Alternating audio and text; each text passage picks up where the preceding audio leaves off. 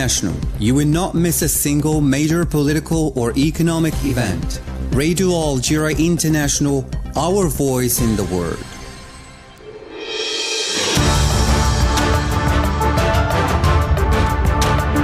This is the English service of Radio Algeria International. It's time for the news. The President of the Republic, Mr. Abdelmajid Tebboune, has ordered the drafting of a presidential decree to remove all obstacles to the acquisition of medicines, medical equipment, and reagents relating to cancer treatment. The Zionist air raids on Gaza and Lebanon still continue, killing scores of people and wounding hundreds of others. And the works of the second edition of the International Trade Union Forum of Solidarity with the Sahrawi People has wound up in Auserd in the Sahrawi refugee camps of Tindouf.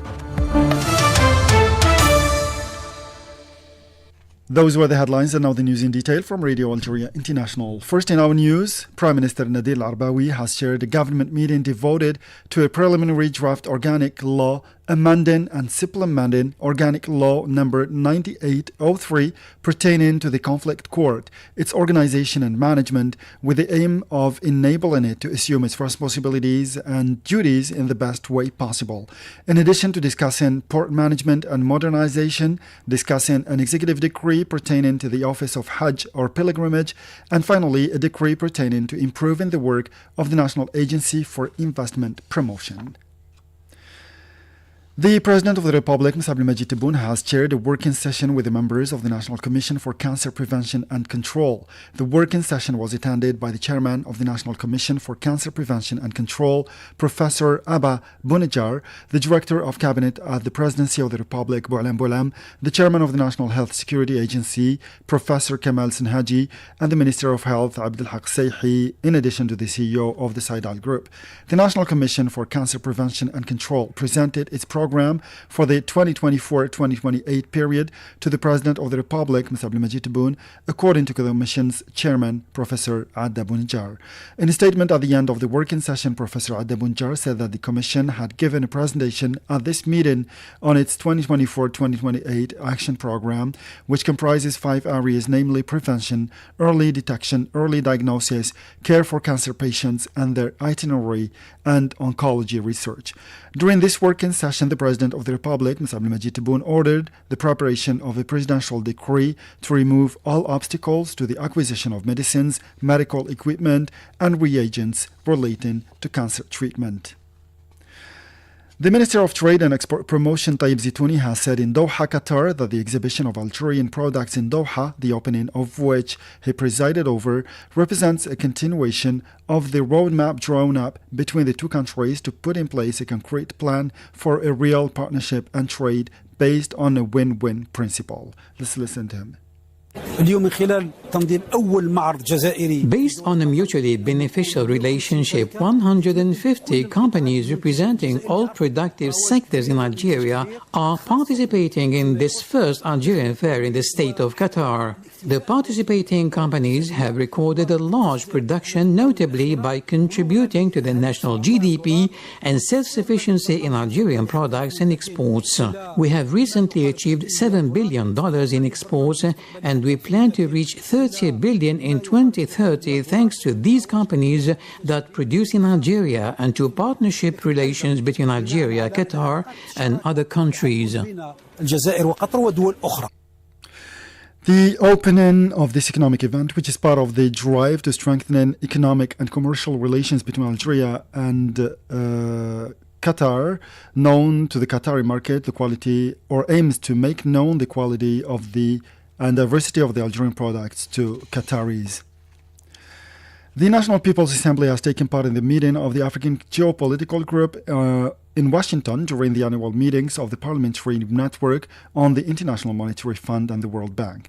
The representatives of the lower house of parliament shed light on the pivotal role played by Algeria in the fight against terrorism and cross-border crime in the Sahel region due to its geographical position and long experience in managing security threats.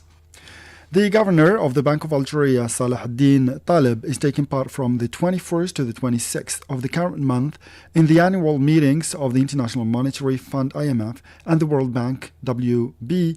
The institution said in a press release a number of important issues will be discussed at these meetings, including the challenges of post-pandemic monetary policy and the prospects for the fund's reforms with a view to meeting the economic development needs of its member countries. Journalists from different media institutions have organized a rally in solidarity with the Palestinian people and journalists due to the attacks they have endured as part of the war of extermination waged by the Israeli occupation in Gaza since October 7, 2023. The president of the National Organization of Algerian Journalists, who supervised the organization of this solidarity rally, Slimane Abouche, called on journalists around the world to support their Palestinian colleagues to reveal the truth and denounce the crimes of the Zionist occupation. Sami Abu Zahri, a member of the Hamas resistance movement, for his part, hailed the solidarity of Algerian journalists to reporters in Gaza. Let's listen to him. Arab and Islamic media and the free press around the world must mobilize in this battle to reveal Israeli crimes against our people, especially in northern Gaza, as well as conveying the message of the resistance in Gaza. Anyone who thinks that the assassination of leaders will weaken the resistance is so wrong. Regarding Blinken's visit to the region, I say that we do not expect any results from it because both Biden and Netanyahu are betting that Hamas has weakened and will accept any conditions. Today, we say from Algeria that Hamas reaffirms its demands that are in accordance with the resolutions of the Security Council. Now, the Speaker of the National People's Assembly, Ibrahim Boughali, kicked off Tuesday at the head of a parliamentary delegation representing all the ANP parliamentary group an official visit to South Korea at the invitation of his Korean counterpart, Woo Won-shik, according to a press release from the lower house of parliament. Ibrahim Boughali was welcomed at Incheon International Airport in Seoul by the chairman of the Parliamentary Diplomatic Forum on Africa, Hong Song, and the Algerian ambassador to South Korea, the same source added. The Faculty of Political Science and International Relations has announced the launch of an international campaign for human rights defenders supporting the Sahrawi cause during a debate led by Swedish activists in solidarity with the Sahrawi cause, Benjamin Ladra and Sana Gotbi. More details with our colleague Said Bouhazi. This campaign comes in the wake of the recent decisions by the Court of Justice of the European Union to annul the fisheries and agricultural products agreements signed between the EU and Morocco, as well as the decision adopted last Thursday by the Fourth Committee of the UN General Assembly affirming the Sahrawi people's right to self-determination. Representing the ambassador of the Sahrawi Republic to Algiers, Khalil Hamdi Mayara, delivered a speech in which he praised the action of solidarity of the two Swedish activists, saying that the Sahrawis wish them peace in their noble mission. According to him, this noble message of defense of human rights concerns the causes of all oppressed peoples throughout the world, including the two causes of the Sahrawi and Palestinian peoples. Benjamin Ladra and Sana Gotbi, two Swedish activists in solidarity with the Sahrawi cause, seized this opportunity to declare that their aim through their awareness campaign Cycling for Western Sahara was to convey the suffering of the Sahrawi people. The two activists spoke at length about their decision to embark on a 2-year bike tour through 25 countries, including their last stop, Algeria, a decision motivated by the violations committed by Morocco in Western Sahara. Underlining that students are a crucial element in correcting injustices in the world, they refer to what they describe as an impressive number of students, particularly in Indonesia and Japan, who have decided to devote their university research to the question of Western Sahara. And still with the Western Sahara issue, the participants in the Second International Trade Union Forum of Solidarity with the Sahrawi people have called at the end of their proceedings at the Awserd camp for Sahrawi refugees for the need to federate international trade union efforts to support the Sahrawi cause and to draw up a roadmap in support of the Sahrawi people's just struggle. The toll of the Zionist genocidal aggression against the Gaza Strip has risen to 42,792 martyrs and 100,412 wounded, most of them women and children, since October 7, 2023. According to the same source, or according to the Palestinian health authorities, the occupation forces have committed 6 massacres over the last 24 hours, claiming 74 lives and 130 wounded. The proceedings of the Council of the Arab League started Tuesday at its extraordinary session at the level of permanent delegates at the request of the State of Palestine in the context of the escalation of the Zionist aggression against the Palestinians going on for over a year now. The meeting is being held in the light of the ongoing genocidal crimes of the Zionist occupation against the Palestinian people, in addition to the forced displacements, massive destruction in the Gaza Strip, and famine aimed at exterminating the Palestinians, particularly in the north of the Palestinian enclave. And the European Union's High Representative for Foreign Affairs and Security Policy, Josep Borrell, has called for international observers and the media to be allowed access or to allow access to northern Gaza, describing as terrifying the situation in the Palestinian enclave, which has been subjected to a genocidal Zionist aggression for more than a year now. Saad Bouazian has more details. The European Union's High Representative for Foreign Affairs and Security Policy wrote on social networks that there is no justification for the human suffering caused by man-made famine and forced displacement, referring to the catastrophic conditions endured by Palestinians in the north of the Palestinian enclave. The head of the EU once again demanded an immediate ceasefire to guarantee the delivery of humanitarian aid to the northern Gaza Strip and the safe passage of displaced persons. We also condemned the Zionist attacks on the United Nations Agency for Palestinian Refugees in the Near East, UNRWA.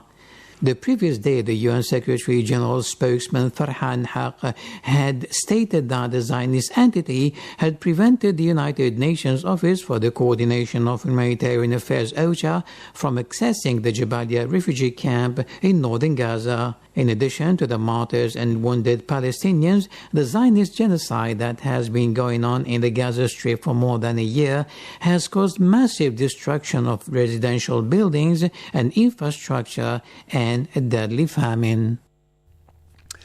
And 2 aid workers from the United Nations Relief and Works Agency for Palestine Refugees, UNRWA, has been killed in an airstrike that targeted their vehicle south of the city of Deir el-Balah in central Gaza. And at least 7 Zionist strikes targeted the southern suburbs of Beirut on Tuesday evening, said the Lebanese national news agency ANI a few hours after a strike had flattened a building. ANI reported that the Zionist Air Force had targeted the Harat Hirak neighborhood in Beirut on at least 2 occasions in the Lake district and the outskirts of Borj al-Burjan. And on the eve of the celebration of the United Nations Day, calls have been waged or made for its reform given the United Nations Security Council's continued inability to fulfill its responsibility of maintaining international peace and security.